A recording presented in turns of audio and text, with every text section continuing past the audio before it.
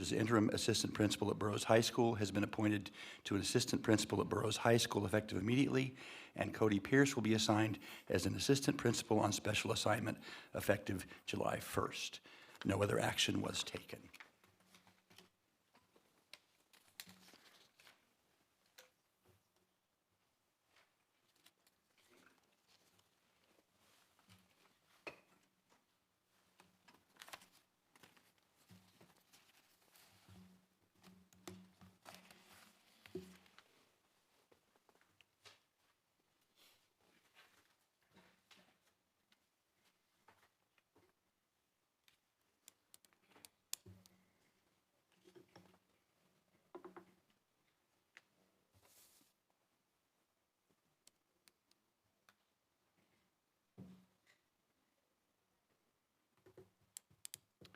And I will now call to order the regular meeting of the Sierra Sands Unified School District Board of Education, and will be led in the Pledge of Allegiance by our student member, Mr. Brody Zaid.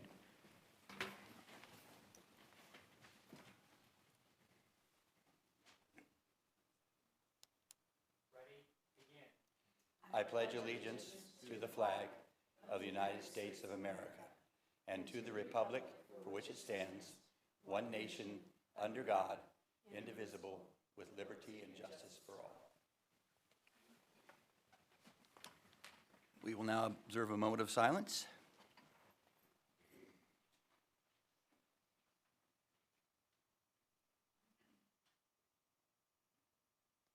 Thank you. If you haven't been in our meetings the last couple of times, I will let you know that we have changed our format a little bit in order to try and kind of create a more conversational discussion when you share items with the board. So you'll notice our presenters will now be presenting from the center station here, and during public comment, we'll also be using that same microphone to present to the board and to share with the board your concerns and your thoughts. The same rules will apply as have always applied, and you can either use a chair and sit or stand, whichever is more convenient for you. Thank you so much for that. And we move to adoption of the agenda. Any changes? No changes. Then we'll stand as presented. We move to item 2, approval of the minutes of the special meeting and regular meetings of February 15th. If there are no corrections, those will stand as presented. And we move to programs and presentations, 3.1 EMC survey results. Dr. Moore. Thank you. I'd like to invite forward our guest presenters from EMC Research to share the results of our recent survey. Rhonda. Thank you so much. Give me one moment to bring up the presentation.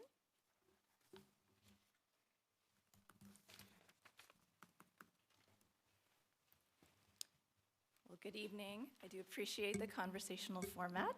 I will present to you the results of the recent survey of voters within the district. Everybody see that? Okay, perfect. So to go over a few notes on the methodology of the survey, as mentioned, this is a survey of voters in Sierra Sands Unified School District. We used multimodal data collection methodology to arrive at a sample that is demographically and geographically reflective of a likely November 2024 electorate.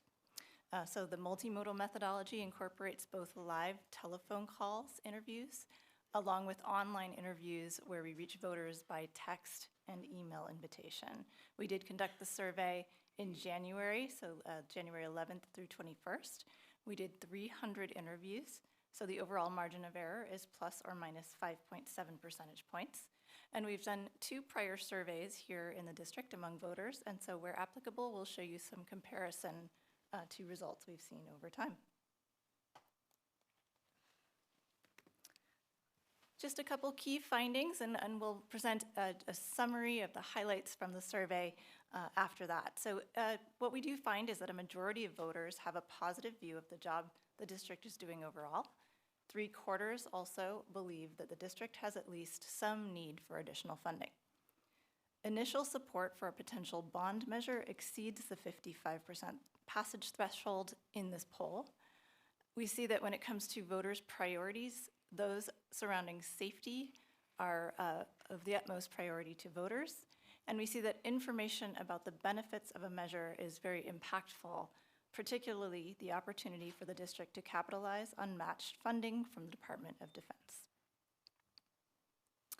So looking at the detailed results, a couple questions that we asked to understand the overall mood of voters right now. We've asked this question in the past, and we asked once again, do you feel that things in your area are generally going in the right direction, or do you feel that things have gotten pretty seriously off on the wrong track? And as you can see, 40% say things are headed in the right direction, 57% things are off on the wrong track. Now, this question does not specifically mention anything about the schools or education, public education. It is simply an overall gauge of optimism and pessimism. And so, we do see a majority saying things are off on the wrong track, and that was the case in 2021. When we polled voters in 2020, right before the pandemic, we did see just about half were optimistic. So we haven't quite recovered from that, the pandemic yet, it seems.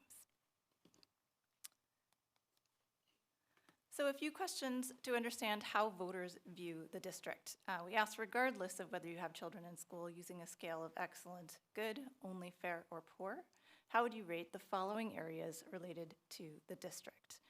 The overall job the district is doing, the condition of local school buildings and grounds, and the financial management. And as you can see on this slide, we're showing you the ratings from 2020, 2021, and the most recent poll in 2024. We see that 7% rate the overall job the district is doing as excellent, another 47% good for 54%, a majority positive, and that compares very consistently with what we have seen over time. The condition of local school buildings and grounds, also very consistent with results over time. And similarly, the financial management ratings are consistent with what we saw in 2021. And you do see some divided opinions on that item, and that's very, very common when it comes to voter ratings of public entities.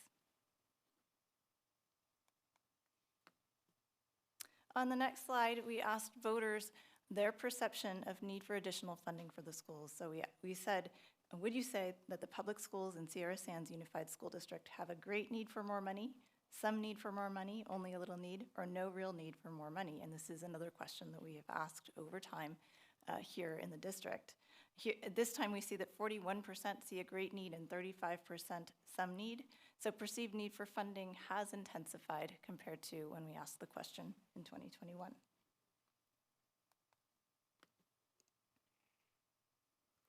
A couple of questions also to understand overall sentiment around taxes and trust in the district's management of tax dollars.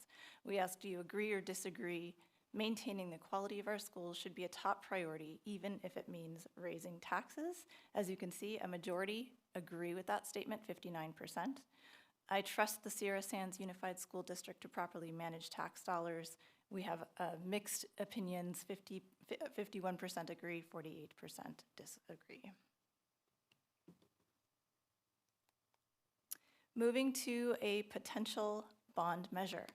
So in the survey, we presented respondents with this potential ballot question: to continue critical renovation and modernization of local schools, update classrooms for science, technology, engineering, and math, ensure schools' safety and earthquake preparedness, and qualify for Department of Defense matching funds, shall the district issue $38 million in bonds at limited interest rates, raising an annual average of $2.64 million, equal to approximately $60 per 100,000 of assessed valuation while bonds are outstanding, with no money for administrator salaries, all funds benefiting local schools, required audits, and citizen oversight.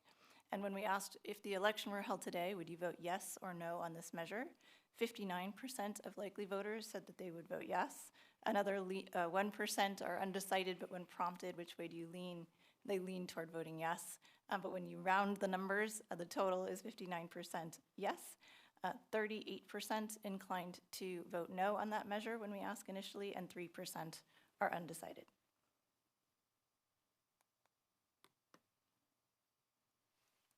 We also asked a series of questions to understand the priorities of local voters and how those align with the priorities of the district. So we asked for each of these items on a 1 to 7 scale, where 1 is not important at all and 7 is extremely important, how voters would rate each of these items. And you can see some of the items are bolded. Those are the ones that specifically appeared in the ballot question. But other items that might be covered under a potential bond measure are also included on a list of items that we tested in the survey. And so you can see they're sorted here on this slide based on the highest portion rating each one as a 7. Rising to the top, ensuring school safety, 58% rating that as a 7, extremely important, and another 25% somewhat important for a total of 83%. And second to that, ensuring all schools are prepared for earthquakes. So these top 2 items really focused on safety. You also see items that cover basic repairs like fixing or replacing leaky roofs, doors, and windows, and making sure to replace deteriorating plumbing, electrical, heating, and cooling systems. These basic repairs types of items also high priorities for the vast majority. And you can see a high intensity of importance around qualifying for Department of Defense matching funds.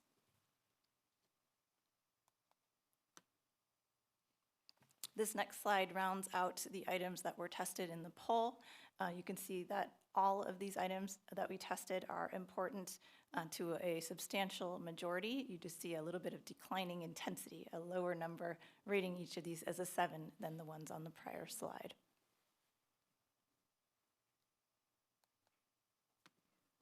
On these next couple of slides, we're showing the questions in the poll where we provided a little bit of additional context and information about the benefits of a potential bond measure. So these really focus on what would be the positive outcomes or what are the positive features of a potential measure. And we asked voters how convincing is each of these as a reason to support the proposed bond measure. And you can see the portion saying very convincing or somewhat convincing and the total on this slide. Rising to the top is conveying that the measure would qualify the district for over $100 million in funding from the Department of Defense that otherwise wouldn't be available, allowing the district to build a new elementary school without taking on debt. 77% find that a convincing reason to support the measure, 45% very convincing. The next couple of items also very compelling, but you do see a little bit lower intensity as you move down this list. The second item really focused on updating school facilities that are up to 70 years old, aging, and in urgent need of repairs. So the measure will allow for essential repairs and upgrades. 77% find that convincing, 39% very convincing. An explanation of the accountability features of the measure is also very compelling and very important to convey. And also a reminder that good schools are part of what makes the community a desirable place to live. And investing in public schools helps attract and retain a skilled workforce, maintain property values, and keep our local economy strong. All of these are very important pieces of information when it comes to describing the benefits of a potential measure. The final 3 messages that were tested in the poll shown on this slide, all of these are also convincing pieces of information with slightly lower intensity than the top items. On this next slide, you can see what happened after we provided this information in the survey to voters. We asked once again, given everything that you've heard, how would you vote on this potential measure? And while we saw initial support at 59%, we do see support rise to 66% once voters understand more about the benefits and the features of a potential measure.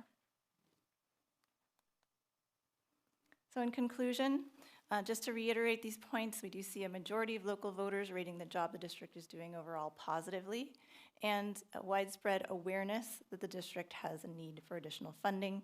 We think that a bond measure is potentially feasible for the November 2024 ballot. And we think that there's a unique opportunity to qualify for matching funds that is enticing to many voters, even those who show some initial hesitancy around a potential measure. We think it's important to ensure voters understand this opportunity, along with the other benefits of a bond measure, including safety improvements and the ability to make essential repairs. So with that, I'm happy to answer any questions you have about the poll before I turn it over to Rhonda for some additional context. Any questions from board members on that report? Any questions from members of the public or the audience on that report? Okay, thank you. Thank you.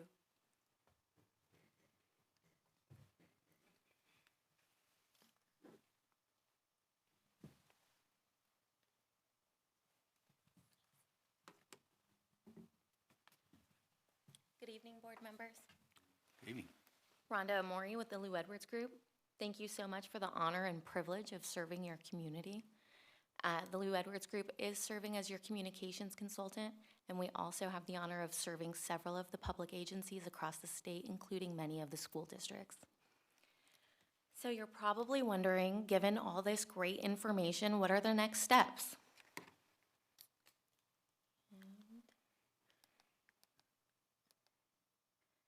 All right, so our next steps include your community engagement. These survey results provide the opportunity for you to expand the conversation in your community, including expanding the conversation to every part of your community on what your educational priorities are. We've been working with your staff to develop a plan around engagement, and we look forward to continuing our efforts by utilizing the district's in-place communication vehicles in order to do this communication.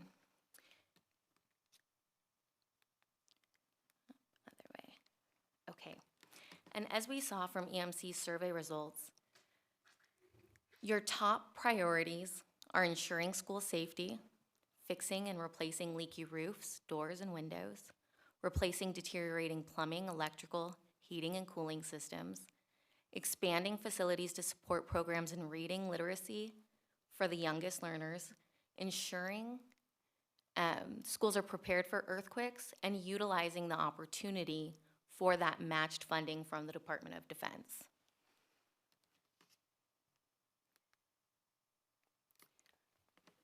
So here's a quick timeline thumbnail of the communications that we'll be utilizing over the next several months to engage your community. We'll be making sure that all of your community is involved through updating your website, doing community presentations, reaching out to your community stakeholders and influencers to have the conversation. We'll also be doing an engagement mailing to make sure that everybody has a chance to participate. And then we look forward to maximizing all of these communications opportunities through the spring and reporting back in the end of May, early June, where should the board continue to decide to place something on the ballot, we would prepare for a board placement, possibly for July 18th. After a measure is placed on the ballot, we would do post-placement factual voter communications.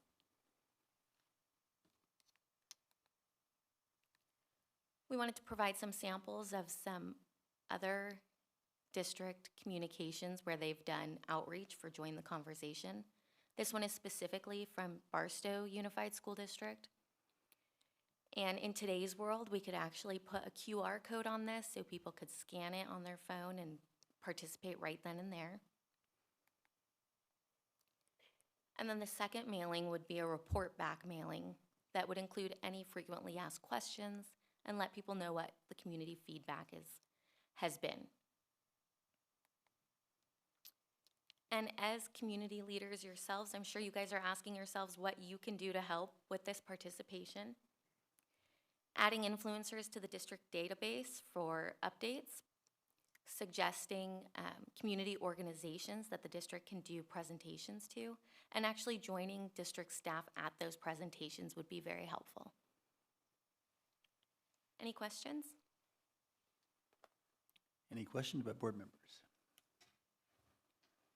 Thank you very much. Thank you.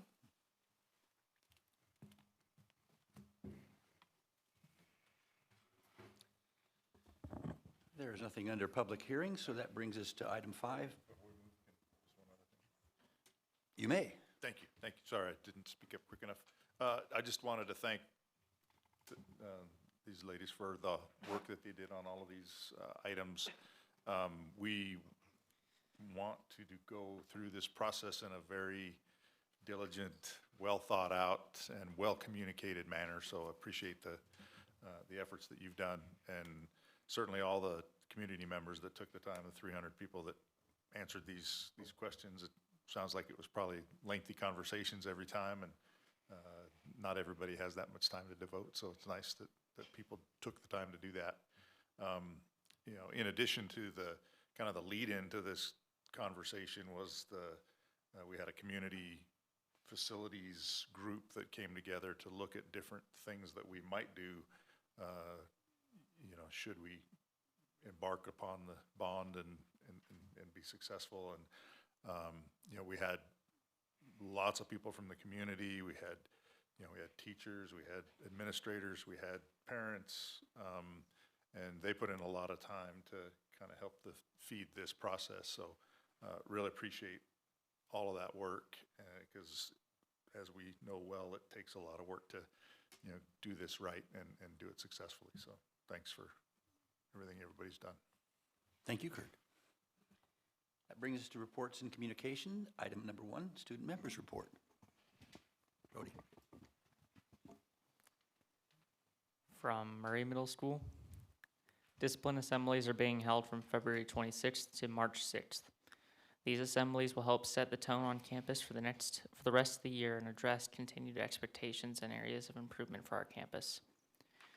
On February 29th, ASB held a spirit rally, which was an enjoyable event to celebrate our sports teams at Murray, along with other groups such as robotics.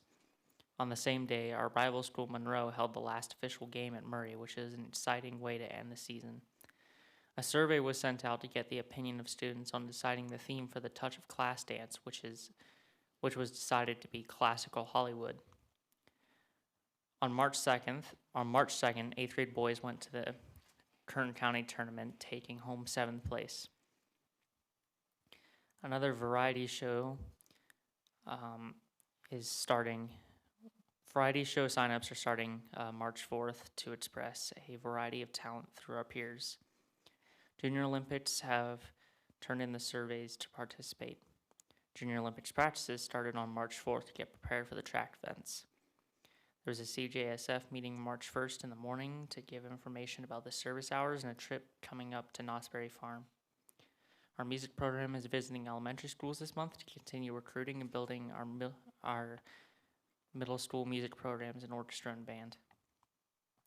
We are also looking at Portrait of a Student with a cadre of students, meeting with Dr. Moore on March 12th, 2024, to share and develop what type of student we want to develop to lead the middle school and move forward to high school. Finally, we want to thank our PTSO that supported a booth at the Nights Off Balsam on February 24th to support a fundraiser collaborating with Papa John's and our school community. From Monroe Middle School, not much time has passed since our last report, but it doesn't mean the Tigers aren't doing great things. The basketball season is winding down with the last few games this week. All 4 teams have had an excellent season. They have worked hard and played hard. You can see the growth they have made. Our PTSO continues to support James Monroe through fundraising. We are looking forward to the special events they have planned for the spring. Coming up in the next few weeks, we will celebrate our students at the end of third quarter for outstanding academics, athletics, and behavior. Our music programs begin showcasing their talents to elementary schools and community with the music and our school's concerts. And we have a few students heading to Bakersfield for the Kern County Science Fair. We know they will shine. March is going to be busy with spring break rounding out the month. After the break, we hit the ground running and won't stop. As always, Tigers are on the rise. From Mesquite, in 3 weeks, we have graduated 2 more students, bringing our total to 19 for the year, and we are excited to see another increase this quarter. We will hold a graduation celebration for our spring fling to help students honor their peers and build excitement for their efforts at the end of the month. On February 22nd and 23rd, students enjoyed the Ridgecrest Chamber Music Society performance, and several of our seniors and recent graduates were also invited to attend the Economic Outlook Conference. The following week, students celebrated leap year by being extra during the extra day. In addition, students were able to help participate in the production of a promotional video for the district, which featured an impromptu inspirational message by our very own Kai Payne. Anticipation is building as students prepare to explore science careers during our visit to the California Science Center and Natural History Museum next week. ASB worked with the community to put together a Panda Express fundraiser, which brought in enough money to provide a photo booth for their prom. We have not gotten the results from the recent Pizza Factory fundraiser, but we thank the community for its support as we create these memorable events for our students. Thank you for working hard to earn these events. Go Dragons and show them how to soar. And from Burroughs. Despite the short period between the last meeting and this one, Burroughs has been doing many things. Our track and field athletes attended invitational meets in Ontario and Corona, where they did outstanding, bringing home wins and new school records. They also hosted a meet yesterday here in Ridgecrest and have a league meet next Tuesday. Varsity and JV baseball and softball played games against Bishop yesterday. Golf is playing against Bishop next Tuesday, and next Wednesday, varsity baseball and softball both have games against Hesperia and Aces respectively. Varsity and JV baseball have stellar records, as well as JV softball. Robotics went to Bakersfield last weekend to participate in the California State Championships. Yesterday, we held a music concert at Burroughs with performances from talented musicians and singers. Attendees enjoyed the concert. Today, we hosted our honor roll lunch, where students who earned a 3.5 or higher GPA for the first semester were treated to lunch in the gym. We also recognized students who have raised their GPA from the previous grading period by 0.5 points or more. Yearbook will be recognizing teachers and students who were nominated for their kindness in 2 weeks. ASB will be holding its spring rally on the 15th, preceded by a week full of great spirit days. The rally theme is We Got the Beat, and the spirit days are inspired by song titles like My House, where students will dress in school colors, Hey Mickey, where students will wear Disney-themed clothes, and Blinding Lights, where students will wear white and neon clothes. Friday, March 15th is also our annual Blacklight Dance. ASB will be holding election meetings next week on the 11th and 12th, allowing students to learn more about ASB and how to join for next year. The PSAT 10, the PSAT option for our sophomores, is taking place on March 13th. The ASVAB is being held on March 20th. And on the 18th, representatives from Saracosa are coming to the government and economics classes to talk about college registration. Spring break is between the 25th and the 29th, so students will have time to rest and start thinking about the end of the year. Thank you very much, Brody. That brings us to item 2, reports from members of the board. Any board members have anything they'd like to report? Robert? I was just very impressed on the presentation by Colombo when we were at Richmond. That school looks amazing, and it's only half built. And man, I just, it's amazing what these new schools and what they offer. So I was just thoroughly impressed by their presentation. Kurt?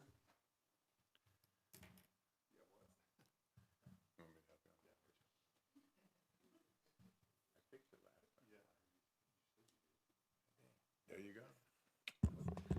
Thanks, Robert. You have the touch. Yeah, I was going to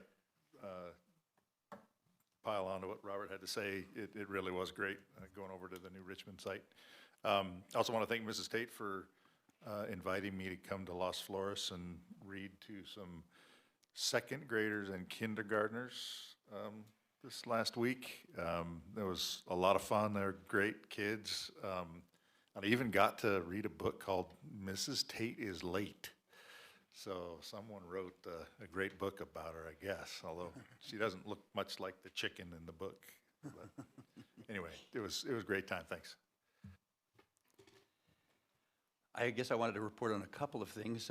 First of all, the visitation at Richmond was certainly exciting. A lot of exciting things going on in our district, both facilities and program-wise. Was able to attend last night the Burroughs High School vocal program. Really amazing to see the growth of those students in their presentation and what they're being provided in educational opportunity in Burroughs High School and the Sierra Sands Unified School District, and recognizing how we're building the support at the elementary levels to be able to grow to the way they can in the high school is really exciting. I also wanted to call attention, if you haven't already signed up. And if you are able to consider signing up, next week is the CSBA's Legislative Action Week. Thank you, Kurt. And we have meetings scheduled with, we'll be meeting with Senators Hurtado and Grove, with Assembly members Fong, Mathis, and Baines. And we have focused on some specific issues that are very important to public education in California. And I think we all know that the winds are changing and shifting in our financial picture in the state of California.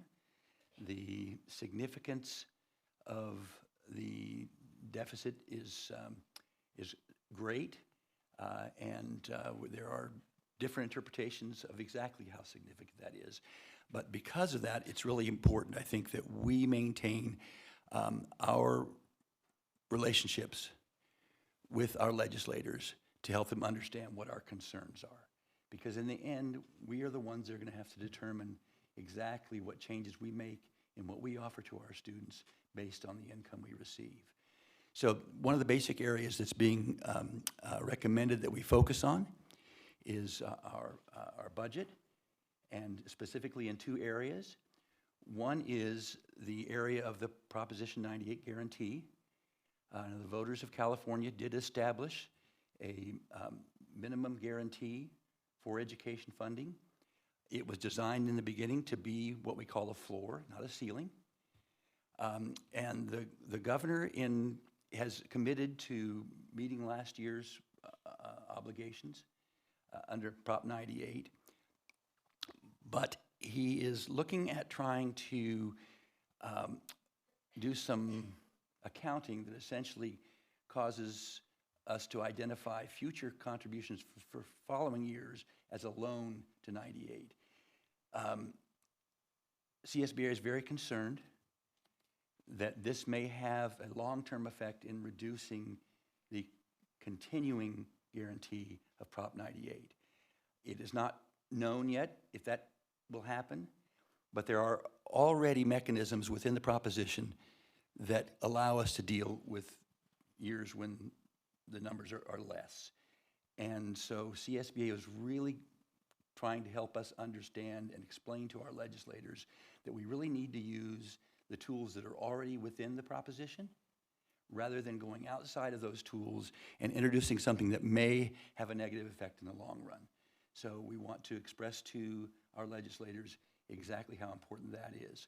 One of the other items of specific interest having to do with the budget is to help legislators understand that although there are lots of things that they believe would be important to change in education, this is not the time to introduce new programs.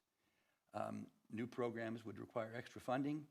We're looking at reduced funding. That doesn't make sense. We have a lot of really important initiatives right now that are moving forward, and we need to continue to be focused on those, and rather than introduce more new ones, focus on the ones we've already put in place.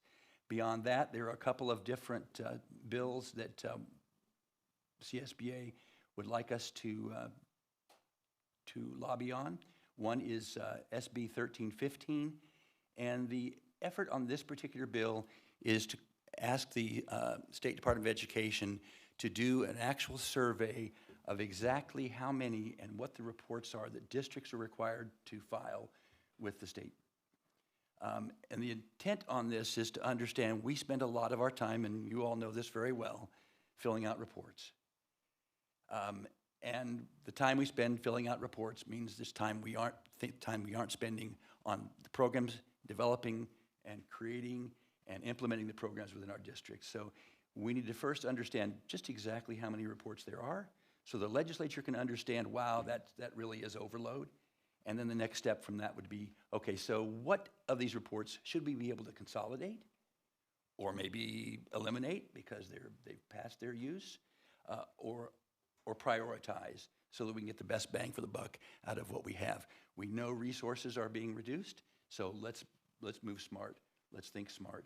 And it's very important that if you can be involved in these particular networks to influence our legislators, that we do that. That's an important role we have. And Then there are two other areas that we're looking at talking about. One is there is specific interest in developing an office of small school construction so that small school districts of 2,500 or less can have a specific agent to help them walk through meeting their facilities needs. It's larger districts have more resources to be able to do that. They have more experience doing it. So these smaller districts do not have that availability, and we're asking that be we move forward. The other item of interest and that we ought to be specifically lobbying for has specific effect on this district, and that is that a school bond be put on the next ballot. There are two different bonds that are being discussed. One includes higher education, one does not. We believe that either one of those needs to be on the ballot so that we're in line for funding. We need to be reimbursed for some funds we've already spent, but currently there is no money in the system right now, and the bond would need to be passed for us to tap those funds. So again, another area that has specific import to us. So if at all, that you can be involved next week, the 13th, 14th, and the 12th. Actually, our meetings are the 12th, 14th, and 15th. Please let me know so we can get you signed up so you can be a part of that discussion. Our representatives serve us. They need to know our faces. They need to know that we are the folks that speak for education in our communities. So thank you for that time. Any other reports from members of the board? Kurt? Yeah, one other thing. So first of all, I'm signing up right now, so All right. hopefully. Okay. I don't know why I hadn't done that before. I don't either. Also, I think before we actually meet again, Coast to Coast happens. So Dr. Moore, Mr. Ferris, and I will be going to DC. It's April 8th, 9th, and 10th to do a similar thing to the legislative action, only this is in person and in DC. So we'll be working hard to lobby for, similar things to what you heard here on a national level, though. So looking forward to that. Thank you. And again, I just want to emphasize what an important part this is of our work. At the end of the day, as a board, our responsibility is to divide up the allotment we get to figure out how to best spend those funds. We don't get to determine how much we get. But we can influence that by taking this kind of action, which makes our job easier in the long run then because we have more dollars to work with to meet the needs of the kids. And we always know that there's never really enough because the needs are so great. But we can be effective if we establish those relationships, if we learn how to make the presentations at the right time, at the right place, so that it can be a benefit to our students in our district. So it is critically important. So since my mic's still on, I'll keep going down that path. And I think what's really important is that we have a lot of community members coming to us to, want to see some changes in how things are done, and they expect us to be able to make all the changes in the world. And the reality is there are things we can do and there are things we can't do. And a lot of what people want is really change in Sacramento or change in DC. And so, we're doing everything we can to do our part of that. Certainly the community can engage at the state and federal level as well. You are all constituents of our elected representatives in DC and Sacramento. So, if we can all work together to try to make sure we know where we need to put the pressure, whether it's here in this room or in Sacramento or in DC, let's all work together to make things happen, because there's some stuff that really needs to change, and but we can't change it if we're not trying to change it in the right places. Robert. I got to say one more thing. Mary and I and Dr. Moore went to Richmond, and the third graders put on an awesome performance where I can't remember the name of the title, but Wax Museum. the Wax Museum, thank you. And you go around the different people and you push the little hand, and they just did a phenomenal job of Some of them had their whole spiel memorized, and just it was really good to see that they're doing that again. It was great. So thanks to Richmond. Okay, any others? All right, then Dr. Moore brings us to the superintendent's report. All right, thank you, President Ferris. Month 6 enrollment is 5,047 students, which is down 20 from this time last year. But we are maintaining our overall attendance at 91%, which is thanks to the incredible efforts of our teams and our families to get our students to school. Since the last board meeting, it was a pleasure to attend the Kern County School Boards Association meeting with several board members and to have Board President Ferris serve on a panel of experienced board members. We are lucky to have such knowledgeable and experienced leadership, including leaders in the California School Boards Association, with Mr. Bill Ferris as our region director and Mr. Kurt Rockwell as region delegate. Tonight on the agenda, just wanted to say thank you again to our presenters in presenting the survey results, and very much looking forward to continuing to engage our community and understanding where our priorities are and how we might move forward together. Also wanted to celebrate and welcome Amy Self as our new Director of Human Resources and our expanded secondary administrative team with Cody Pierce and Elijah Colpitz in their respective roles. I am looking forward to launching our Portrait of a Graduate process, as Brody was alluding to, with students next week. I'll be visiting all of our secondary schools and engaging the students to understand what they need and want from their education. And also we'll be launching our magnet school survey shortly with families. So it'll be going out specifically to parents and guardians of our students to better understand some of their priorities related to our upcoming magnet school conversation, which we anticipate it will be at our next board meeting. And with that, I will conclude my report. Thank you. Brings us to item 4, report to the Board of Trustees by the Desert Area Teachers Association. Ms. Poole.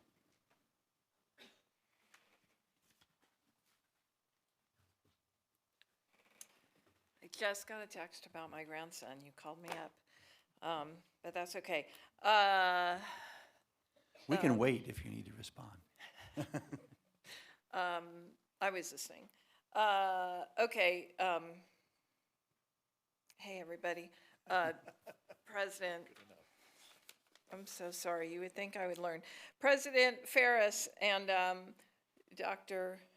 Moore and colleagues, community, it's great to be here again.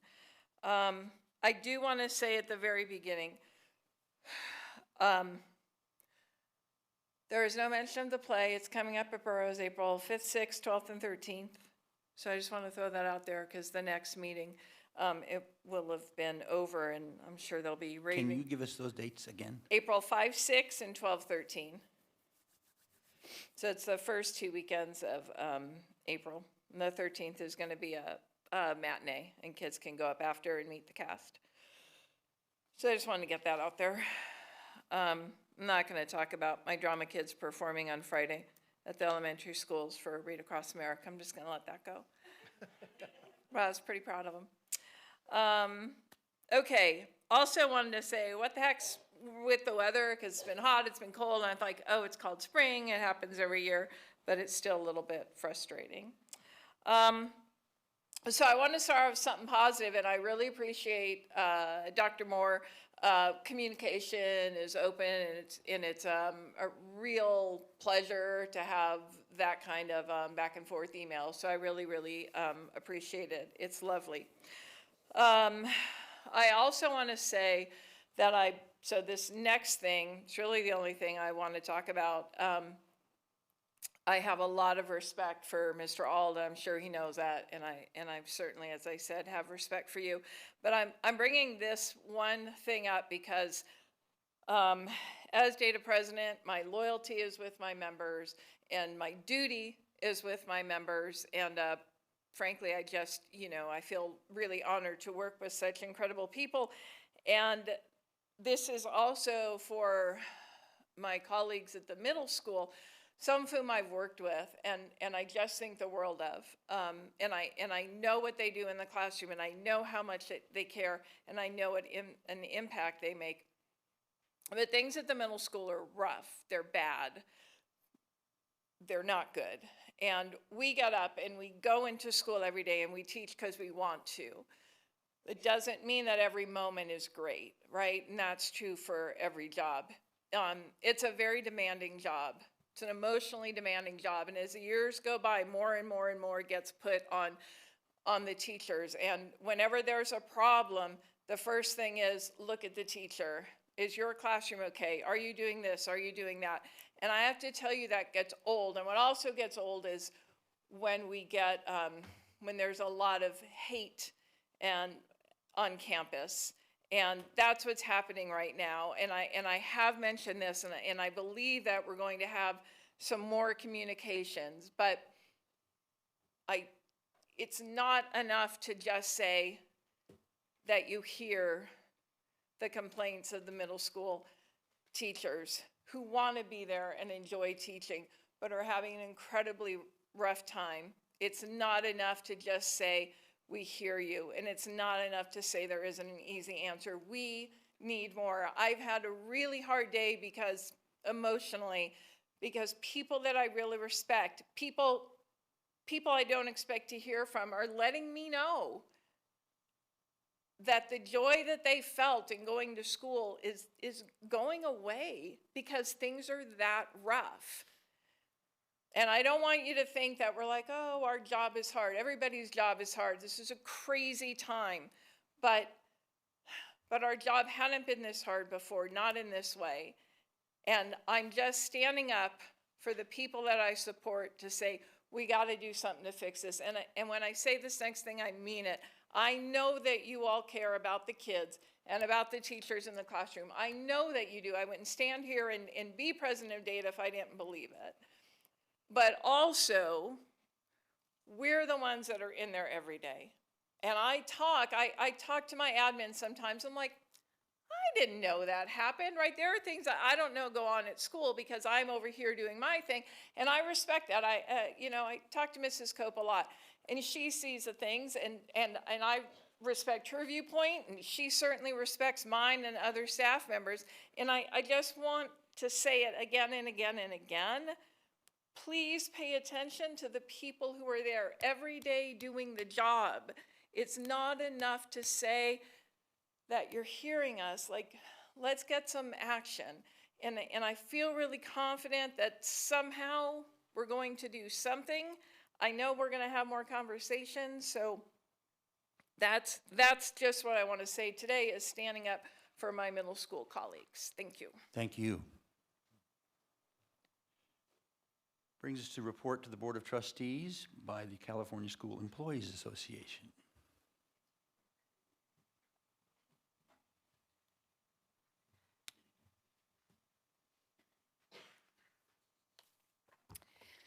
Hello, School Board President, board members, Dr. Moore, staff, and community.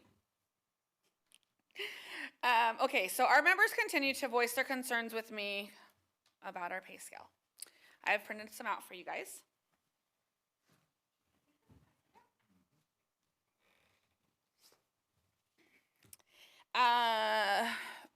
And being overworked, as we have very little subs and are down employees in various classifications.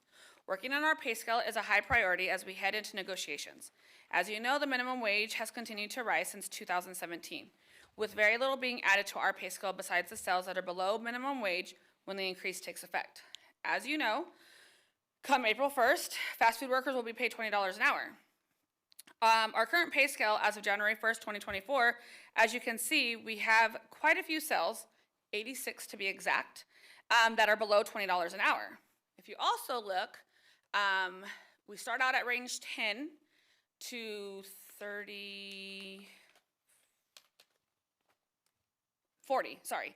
And the first 16 start out at minimum wage. So that's below the $20 an hour. Several ranges go well into their longevity that are below $20 an hour.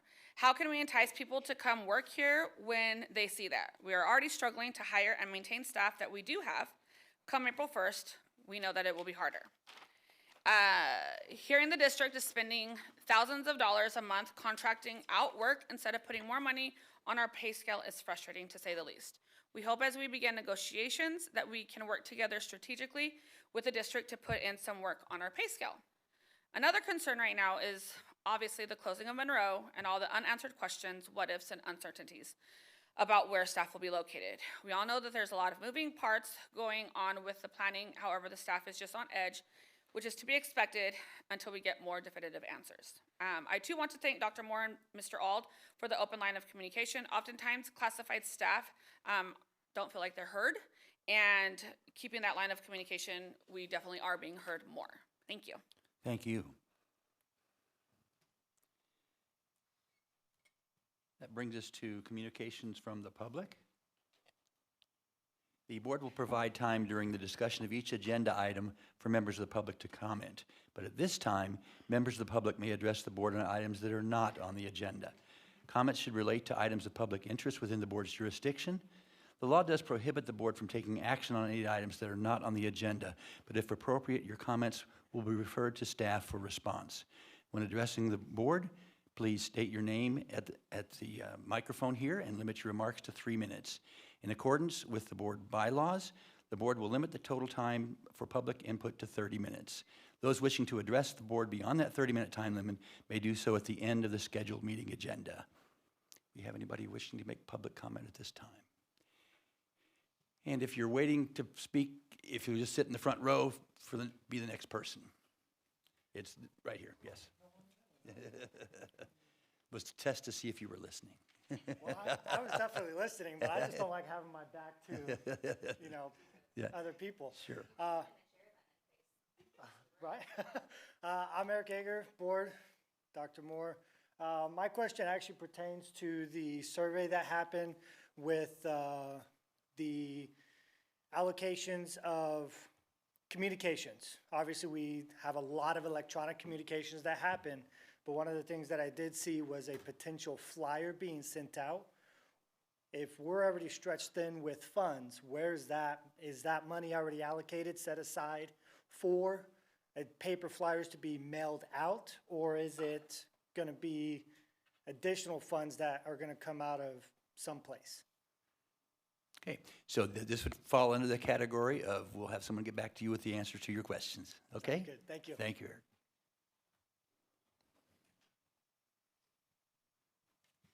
Hi, I'm Emily Slatkovsky. I'm a little spicy, so I wrote down thoughts so I don't forget what I'm going to say.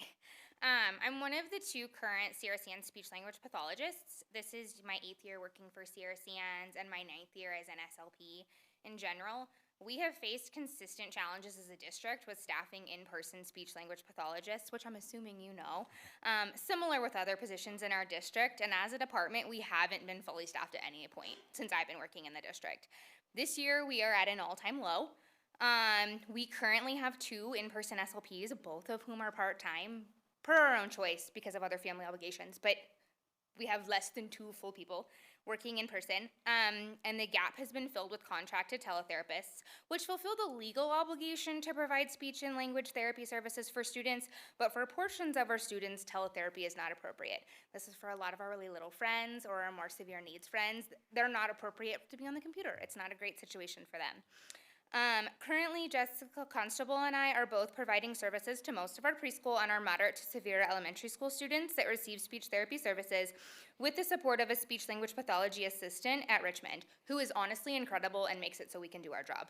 But even still, it's not enough. Contractually, we both have caseload caps of 33 students based on our part-time status, of students actively receiving services, but we're currently sitting at 53 and at 61 students respectively, with a high probability of growth as kids turn 3 or become eligible for our services. So we're drowning, is what we're saying. These students are not good candidates for the teletherapy model and can't be transitioned to anyone else's caseload due to their age or severity of disability. I know the district has been working really hard to recruit more teachers and paraprofessionals to fulfill those openings, but I don't feel like there's been a whole lot of effort to recruit for our positions. Because there is always the backup of teletherapy. It's an easy fix. We can tap that button and it happens. This is leading to major burnout of the staff that you do have. I feel like I'm generally pretty good at my job, but when I'm trying to juggle a full-time caseload while working 3 days a week, I don't feel like I'm anywhere close to as good as I would like to be or as I have historically been in the past. because I'm not working under appropriate work conditions. I feel like Sierra Sands has an obligation to our students to provide quality services to all students that need them and fair working environment for all employees, which will likely require adjustments to create at least regionally competitive salaries compared to areas nearby and efforts in recruitment of licensed SLPs. We are a small staffing need compared to our teacher counterparts, but the impact of our staffing shortages is still deeply felt. I don't honestly expect an immediate response, and I know that you can't respond right now. But I want to make sure that you're aware of the challenges we're facing this year, and hopefully you can help brainstorm ways to make effective change in the future. Thanks. Thank you. Anyone else? I want to thank everyone for highlighting their concerns to the board, an important part of the process. That brings us to item 6, Educational Administration, approval of agreement for Orton Gilliam Professional Development with the Institute of Multisensory Education, July 22 through 26, 24.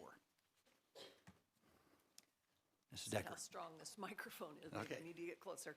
Good evening, President Ferris, members of the board, Superintendent Dr. Moore, staff and community. The in-person IMSE training provides our elementary teachers with skills that they need to integrate research-based, explicit, systematic, and multisensory language arts instruction into their current curriculum. The Orton Gillingham program educates our teachers on how to explicitly and effectively teach reading. The participants will also gain knowledge of the science of reading and structured literacy.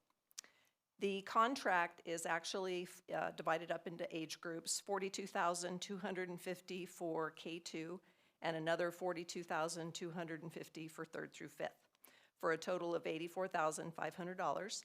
It will be funded through the district's Title II allocation. And there are other teachers from other districts. We kind of invited all of Kern County. And so we've got 30 spots in each section. And so those districts obviously will be responsible for their costs, so that's going to reduce our costs by about $21,000, and we are still taking registrations. And we've also saved spots for some of our new teachers that are coming in this summer. It is recommended that the Board of Education approve the IMSE agreement as presented. It's been moved and seconded. Any questions by board members? Robert. So, I don't know if you have an answer to this, but do you know how it's going out of the district of people that are interested in being involved in this program? Yeah, I have, there are about 15 teachers from other, I know Isabella, Pond Elementary. I've been in communication with all the other districts, so. Okay, thank you. Yeah. Any other questions by board members? Mary? Just a comment. I remember taking this, it was a while ago. Excellent. A lot of hands-on reading, if you can believe that. Yep. Yeah, it's good stuff. Any other questions or comments from board members? Brody, you look like you're ready to go. I'd like to ask just, like, how is this program meant to work? Like, what do they do to help out the students? Because you mentioned, like, you know, some basic little points, but, like, more specifically, like, what are they doing to help out the students? Yeah, a lot of this, like I said, is multisensory. So the kids are actually learning about letters and sounds. So they're using their fingers to draw in sand. They are, they teach them skill drills to where they tap out sounds and letters, and it helps their brain remember the sounds and then put them together as words. Okay, thank you. Mm-hmm. Thank you, Brody. Any other questions, comments from board members? Any questions or comments from members of the public, staff? All in favor, say aye. Aye. Aye. Aye. Opposed? It is unanimous.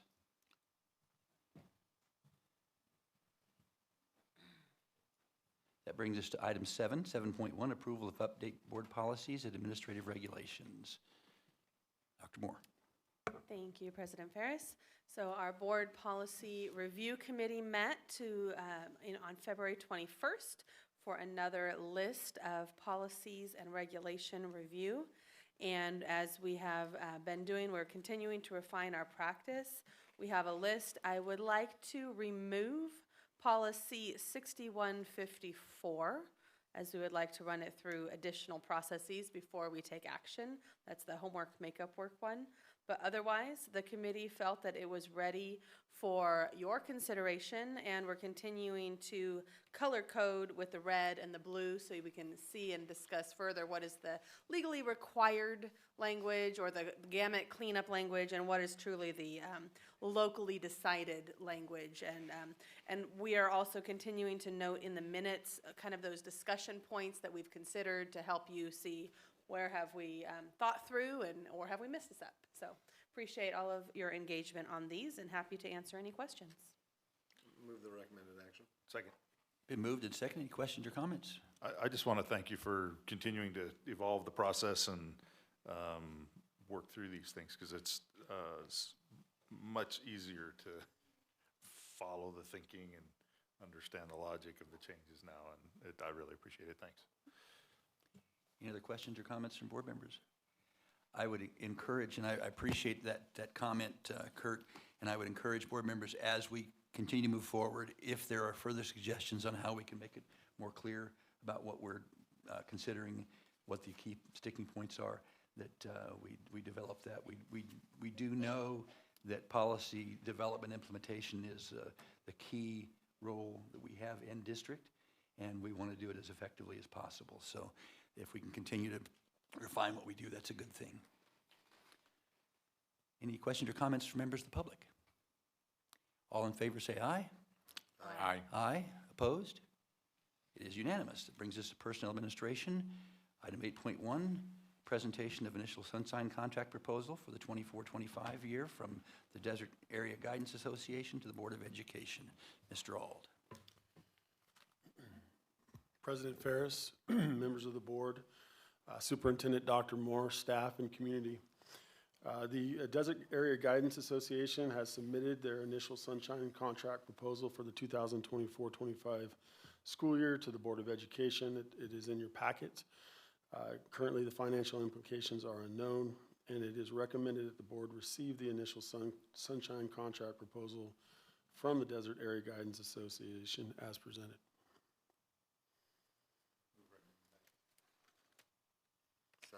Been moved and seconded to receive. It looks like we have it, so we will receive it. Any questions or comments on what you've received? All in favor say aye. Aye. Aye. Opposed? It is unanimous. Brings us to item 2, presentation of the initial sunshine contract proposal for the 24-25 school year from the Board of Education to Chapter 188 of the California School Employees Association, CSEA. Mr. Auld.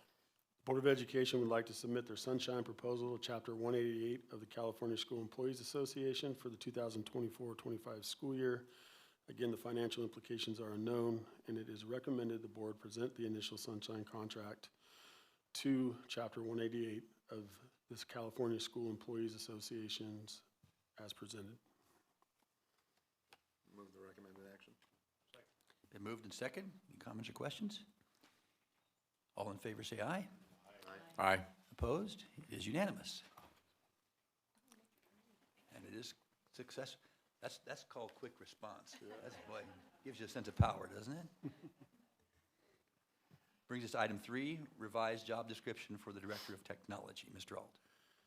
So as I think many of you know, we've had a situation where our current Director of Technology moved out of the area. And we also have received the retirement notice from our Chief Technology Officer. So we are working on a plan to replace and to move forward. So the employee who was appointed to the revised Director of Technology position resigned as of February 15th, 2024.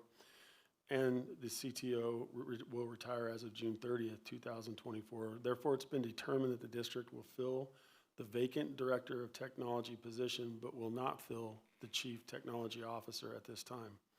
Consequently, the Director of Technology will once again be the top management position in the technology department. Given that the position will now have added responsibilities, it has been determined that it would be appropriate to return the position to a Class 6 management position as it had been in the past. In addition to the revision to compensation, several minor updates were also made to the job description to align with current industry standards. A copy of the revised job description is included in the board packet for your review. Financial implications are there. It's actually a savings, although it's not a savings that we had hoped for. We will deeply miss both Mr. McGowan and Mr. Morrison. So it is recommended that the board approve the revised job description for the Director of Technology position as presented. Move recommended action. Second. Been moved and second. Questions or comments from board members? Kirk? Just a quick one. Since I'm so thrilled with how you guys are documenting the changes to the policies and the regulations, it'd be really nice if these revisions were sort of presented in that same kind of manner, where it's obvious what's changed.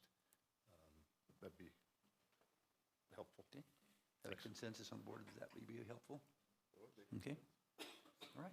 Red and blue. Any other questions or comments on the specific position? Any questions or comments from members of the public? All in favor say aye. Aye. Aye. Opposed? It is unanimous. Brings us to item 4, revised job description for the secretary to the superintendent. Mr. Ault. Speaking of retirements, Mrs. Naslin will be retiring as of June 30, 2024. The organizational functions of the superintendent's office have evolved to require specialized knowledge and judgment. More than clerical duties and responsibilities, the superintendent's secretary must be able to skillfully and effectively fulfill or assist in all work pertaining to the superintendent's office and, of course, also to the Board of Education. Be able to analyze and interpret district policies, possess strong communication skills, respond to critical inquiries in a timely manner, be well organized, and serve as a liaison between the superintendent's office and other offices. The attached job description reflects the current skills, experience, and analytic capabilities of the office personnel needed to effectively support the superintendent's department, and I think in the quickest response ever, maybe, to a request. I was gonna thank you for responding so quickly to that request, yeah. Nice job. You have both job descriptions. One has the red that shows what's different. There's no blue though, so well, Robert's yeah. disappointed. Sorry.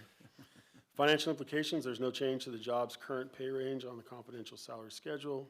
It's recommended that the board approve the revisions to the confidential position entitled Secretary to the Superintendent as presented. Second. Been moved and seconded. Any questions or comments from board members? Questions or comments from members of the public or staff? All in favor say aye.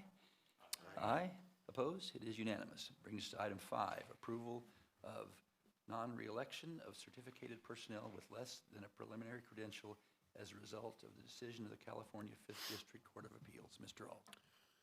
So we know that the teachers that we've hired that are not yet credentialed are working on a temporary contract. And as such, the district is not able to guarantee reemployment to those employees until after we've met certain criteria, including recruiting for highly credentialed teachers in those areas.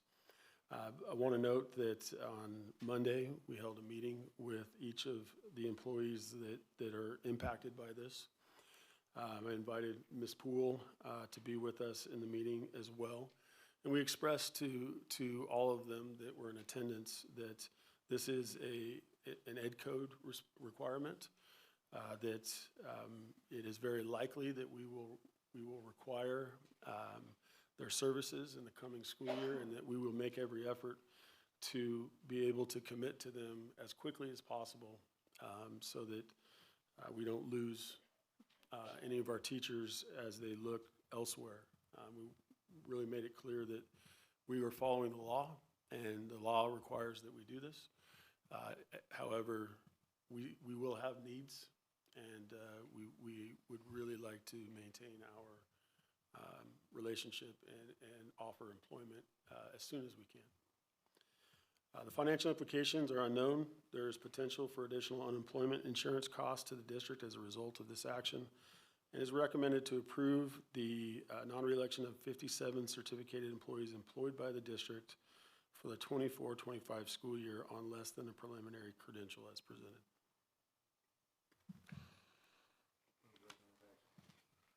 Second. I have a motion and a second. Any questions or comments from board members? Yeah, sorry, I'm forcing you to do this off the top of your head, but we hate this every time it comes around, but like you said, we don't have a choice. Mike, I'm curious, how many employees have we non-reelected through this process that we were not able to bring back the next year because we were fully staffed with fully credentialed employees? So the challenge, it's a complicated question because, those positions have to be advertised. And, even before we go recruiting, other fully credentialed teachers, data members will often transfer into positions. And so it becomes a situation where a teacher may have been teaching third grade at Pierce and someone transferred in there, and oftentimes we will still need an elementary teacher at another site. But that plays into it, as does when we're able to hire employees that do have, or teachers that do have a credential. And we do have some attrition. We have people that have already notified us they intend to move out of the area. So it's complicated. And I'll just add, most of these individuals are working diligently towards becoming fully credentialed and highly qualified, which we are thrilled and excited about. Some do not choose to make progress, and then they can term out as well. And on very rare occasions, we have that experience where they've served there 4 years or so, and we're no longer able to continue to have them on as a waiver. But that is the small minority. Most are diligently making that progress, and so we anticipate this to not be their forever path. Yeah, I guess my assumption is that the vast majority of these people, if they want to come back, would probably have a place for them, is generally my experience. And I just wanted to find out if my gut feel was anywhere close to accurate. That's our expectation, as with the disclaimer that's case by case, but yes, that is absolutely our expectation. Thank you. Any other questions or comments from board members? Questions or comments from members of the public, staff?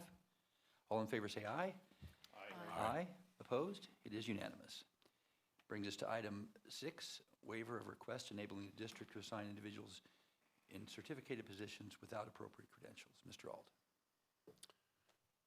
Approval of the governing board is required when a district is filing for a variable term waiver, provisional internship permit, or a short-term staff permit in order to assign an individual who is not appropriately credentialed for his or her assignment. Approval is requested for the district to submit requests to the commission on teacher credentialing for a variable term waiver and provisional intern permit in order that the district may assign the following individuals for the 2023-24 school year. I'm not going to call out the individual. Financial implications are none, and it's the recommendation that the board approve the submission of the request in order that the above-named individual may be assigned in the designated positions for the 2023-24 school year as presented. Second. I have a motion and a second. Any questions or comments from board members? Questions or comments, members of the public or staff? All in favor say aye. Aye. Aye. Opposed? It is unanimous. Thank you, Mr. Auld. Brings us to item 10, construction administration. Approval of 10.1, approval of resolution number 182324 for approval of a change order for additional work at Richmond Elementary School project. Ms. Smith. Good evening. So this is actually a resolution that is necessary because this change order increases the 10% statutory limit that we have for change orders for construction contracts. In this case, we're doing some culverts as part of the Richmond project, and the city of Ridgecrest had asked if we could add 2 additional culverts to that effort at their cost.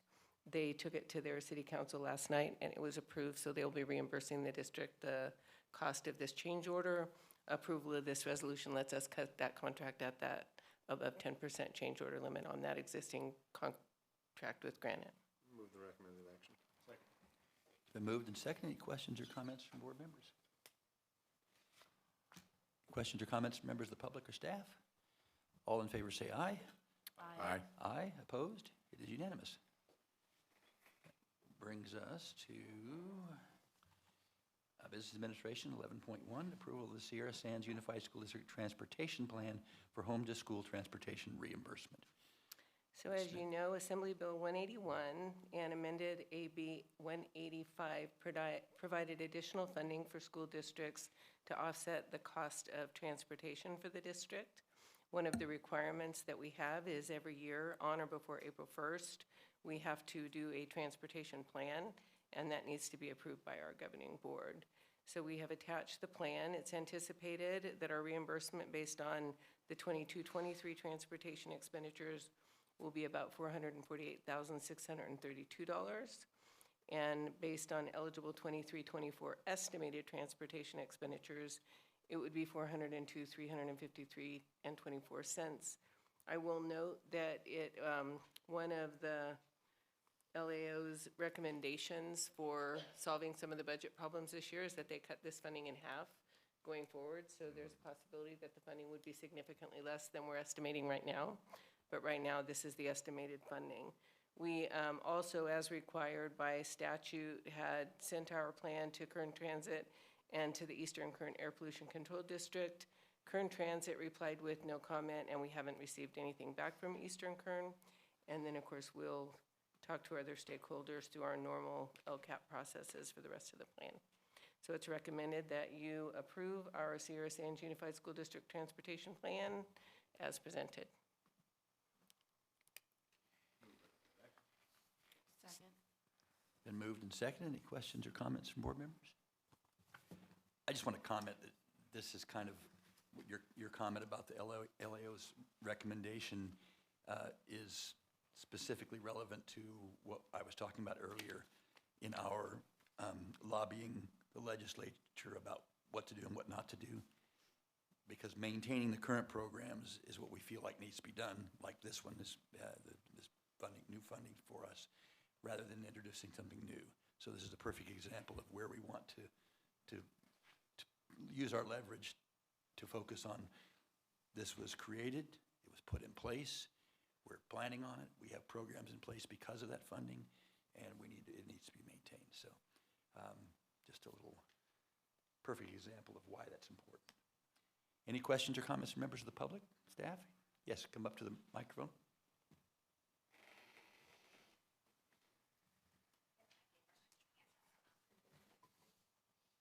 So when thinking about transportation and the fact that we're going to be shuffling around schools and looking at magnets, meaning that most kids maybe that are currently going to those schools and can walk to them will no longer be able to walk to them, we're going to be, theoretically at least, increasing our transportation needs for kids as we're shuffling around schools and getting kids from place to place, while also cutting funding for transportation. Do we have a plan in place? Have we thought at all? Are we forward thinking about what that's going to look like, especially looking at like a lot of our kiddos that go to Pierce walk or could walk? Not universally, but a lot of them do. And if that becomes a magnet school that they are no longer going to, will there be transportation provided? What does that look like? How do we navigate that? Just to like, something to think about as we're thinking about cutting funding while also potentially increasing a need at the same time. So first of all, to clarify, the funding has not been cut. Correct. So there is a threat that it may be. Yes. As far as the transportation is concerned.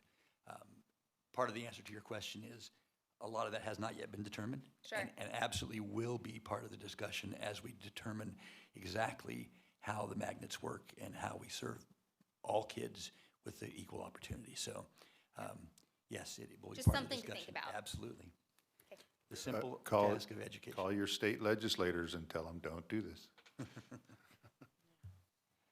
Any other questions or comments from members of the public or staff?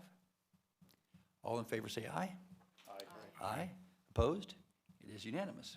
Brings us to item 2, adoption of resolution number 192324, requesting the Board of Supervisors of the County of Kern to cancel the unissued Measure A general obligation bond of the district. Dr. Moore. Thank you. So back in 2006, the board adopted a resolution for a school bond election, which passed, and we were able to allocate half of those funds at the time. Given our current situation of inflation, rising costs, and such, we recommend that we cancel the remaining bond issuance that we have not been able to issue to ensure that we are not overburdening our taxpayers, and this recommendation is in consultation with the Kern County Taxpayers Association to cancel these remaining bonds. Obviously, we still have needs in our district, and we'll be continuing to discuss with our community and constituents how do we meet those needs, but this is our recommendation at this time, and again, specifically with the advisement of the Kern Taxpayers Association. We're working with them as we look at future opportunities to ensure we're being very wise with our funds.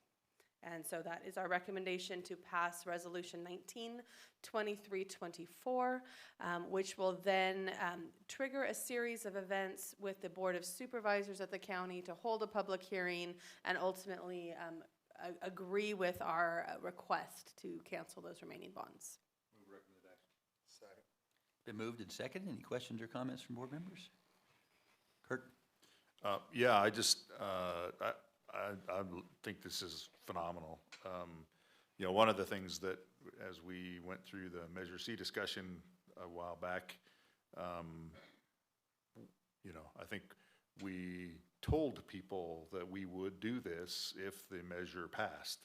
And I think that there were a lot of people that were skeptical that we meant what we said. And we did mean what we said. And here, you know, even ahead of doing another one, we're doing this. So, you know, hopefully people understand that we are doing everything we can to be good stewards of the community's money and doing these things as they should be done. So I'm glad to see this. I think it's a great thing to do. Thanks. Any other questions or comments, members of the board? Questions or comments, members of the public or staff? Mr. Yeager.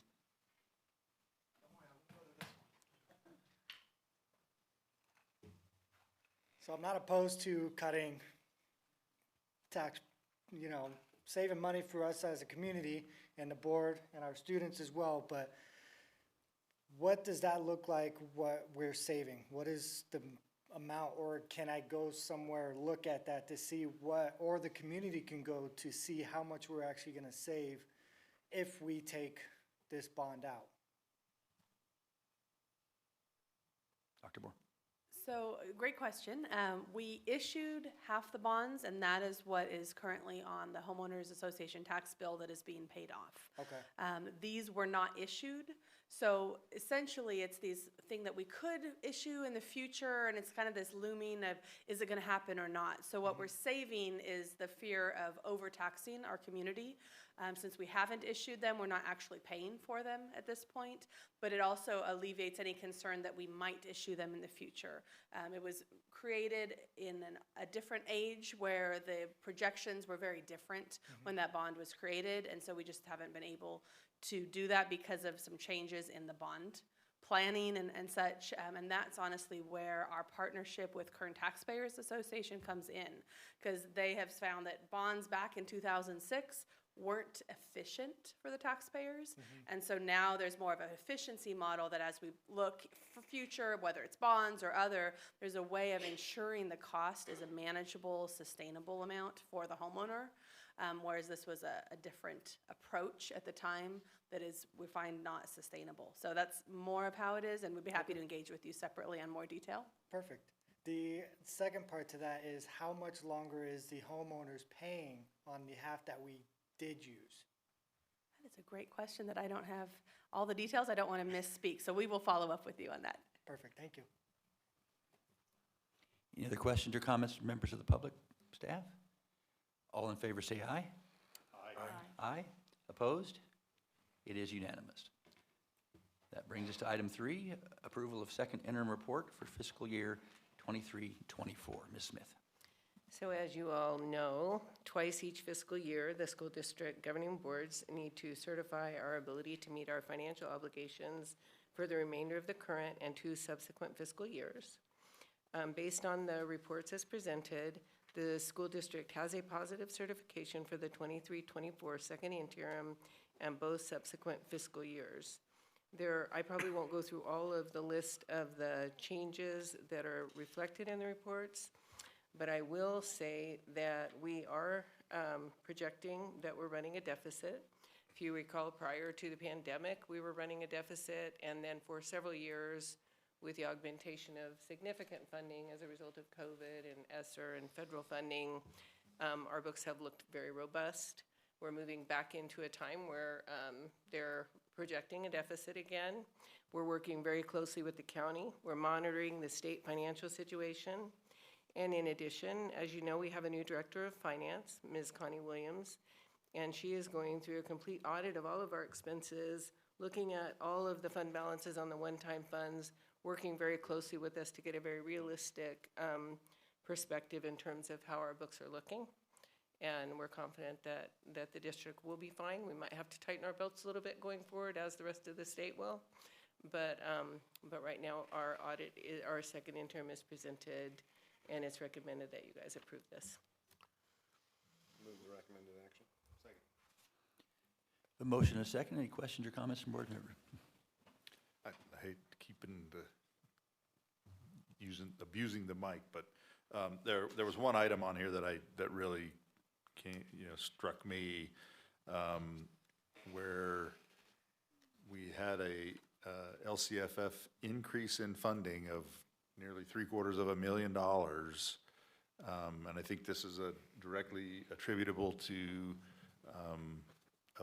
a push where we had more people fill out the income forms to allow us to document the unduplicated pupil percentage in the district. I'm guessing that if we were stuck at the position that we were in a month and a half ago, or whenever that was, we wouldn't see a number anywhere near that. So thanks for everybody that pushed it, and for anybody in the community that didn't turn one in, or begrudgingly turned one in. Please know that these are important, critical things that we get, and we need them every year. So thanks.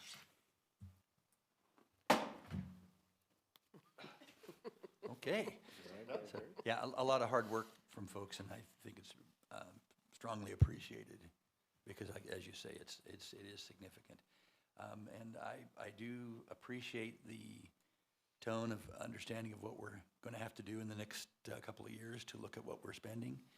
I will tell you, when we were at the table at the Kern County dinner, the conversation of many districts is March 15th is coming up.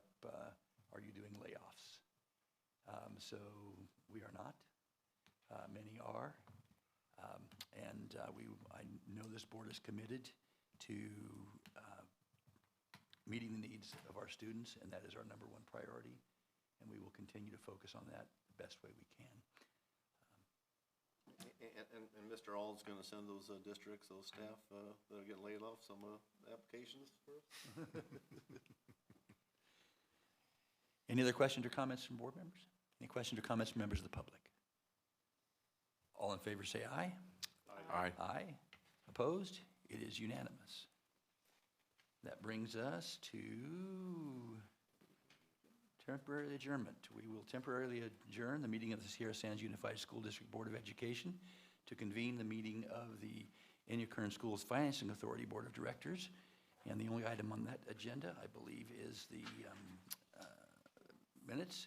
So they will stand unless there are corrections. And then we will adjourn the meeting of the Kern Schools Financing Authority, reconvene the meeting of the Sierra Sands Unified School District Board of Education to entertain the consent calendar. Move the entire consent calendar. Second. I have a motion and a second to approve the entire consent calendar. Any questions or comments, members of the board? Any questions or comments from members of the public? If not, all in favor say aye. Aye. Aye.